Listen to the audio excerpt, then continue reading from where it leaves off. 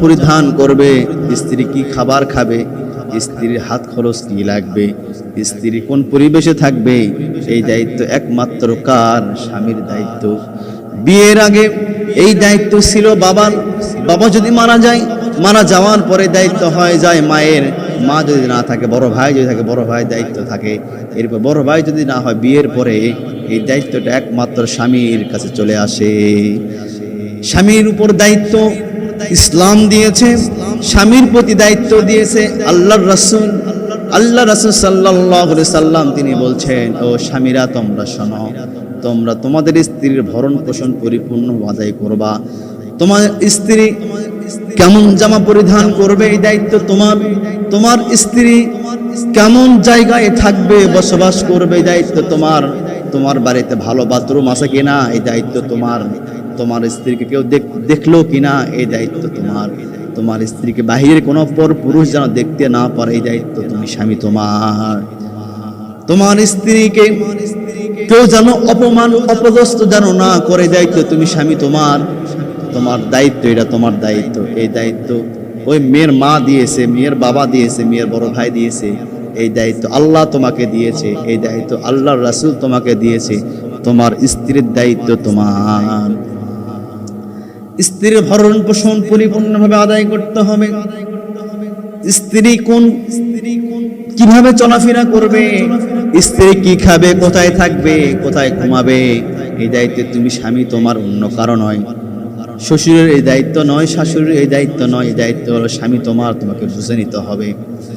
আমার প্রিয় ভাইয়েরা, বাংলার জমিনে অনেক এলাকায়, অনেক বাড়িতে দেখা যায় যে ভরণ পোষণ মানে শুধু অর্থ টাকা পয়সা, এটা নয়। ভরণ পোষণ মানে শুধু টাকা, ভরণ পোষণ মানে শুধু টাকা পয়সা, বিল্ডিং বালাখানা, এতটুকু নয়। ভরণ পোষণের এর সীমাবদ্ধতা নাই। আপনার স্ত্রী কিভাবে চলবে, কোথায় থাকবে, কি করবে না করবে, কি খাবে না খাবে, কেমন ব্যবস্থাপনা করতে পারলেন, সব মিলে ভরণ পোষণ। আমার প্রিয় ভাইয়ের, আমাদেরকে আমাদের স্ত্রীর এই ভরণ পোষণ আমাদেরকে আমাদের সাধ্য অনুযায়ী দিতে হবে ইনশাআল্লাহ।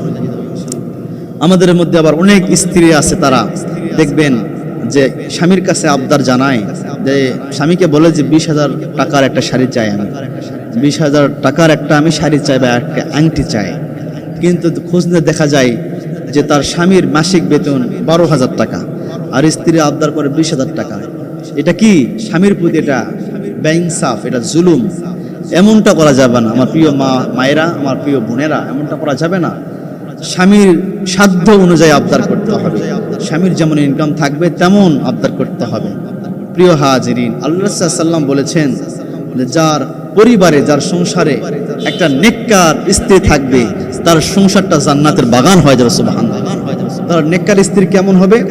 শুধু নামাজ পড়লেই, শুধু আলো বোরকা পড়লেই নেককার হওয়া যায় না।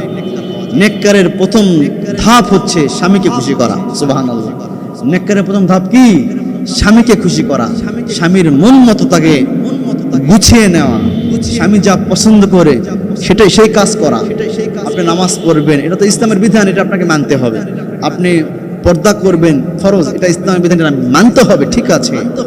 কিন্তু দিনদারিত্বের প্রথম স্তর হচ্ছে, মানে প্রথম শ্রেষ্ঠ স্তর হচ্ছে স্বামীকে খুশি করা। স্বামী কি চাচ্ছে, স্বামীর মন জয় করে চলা, এটাই হচ্ছে পরহেজগারিতা স্ত্রীর, এটাই হচ্ছে প্রমাণ বহিঃপ্রকাশ।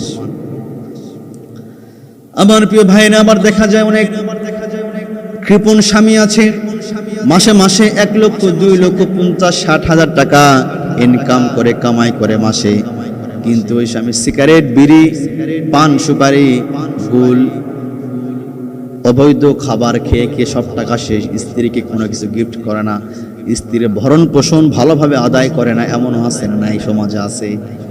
মাসে মাসে লক্ষ লক্ষ টাকা কামাই করছে, কিন্তু সব টাকাগুলো উড়িয়ে দিচ্ছে, নিশার আড্ডা খানায় মত্ত হয়ে সব টাকা পয়সাগুলো উড়িয়ে দিচ্ছে, কিন্তু স্বামীর হক, কিন্তু স্ত্রীর হক আদায় করছে না। এটা করা যাবে না।